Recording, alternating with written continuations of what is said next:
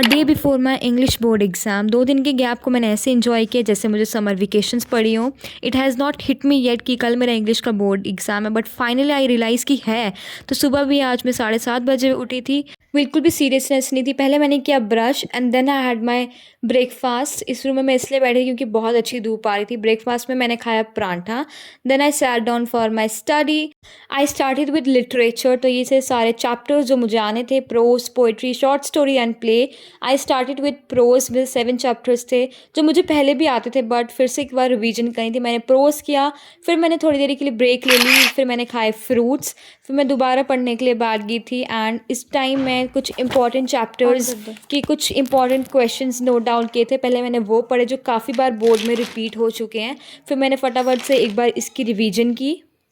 फिर मैंने लगाई मैराथन जिसमें मेरे इंग्लिश ग्रामर के सारे टॉपिक्स कवर हो गए थे। फिर मैं थोड़ी देर सो गई थी, अराउंड 4:10 के आसपास मैं सो गई थी। फिर मैं अराउंड 5:15 के आसपास मैं उठ गई थी।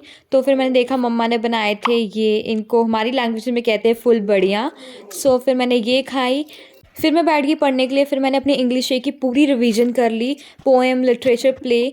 फिर मैंने थोड़ी देर ब्रेक लिया and had my dinner around 8:30 के आसपास। डिनर में था गाजर मटर की सब्ज़ी एंड दाल। फिर मैंने डिनर किया। डिनर के बाद फिर मैंने अपनी इंग्लिश ग्रामर की प्रैक्टिस की, मतलब ऐसे, लेटर्स, मैसेज, नोटिस, सबका मैंने फॉर्मेट देखा कि फॉर्मेट गलत ना हो जाए। फिर एट दिस मोमेंट मेरा सब कुछ कंप्लीट हो गया था। आई वॉज प्रीटी कॉन्फिडेंस कि इंग्लिश तो हो जाएगी। So that's all for today. Let's meet in the next video.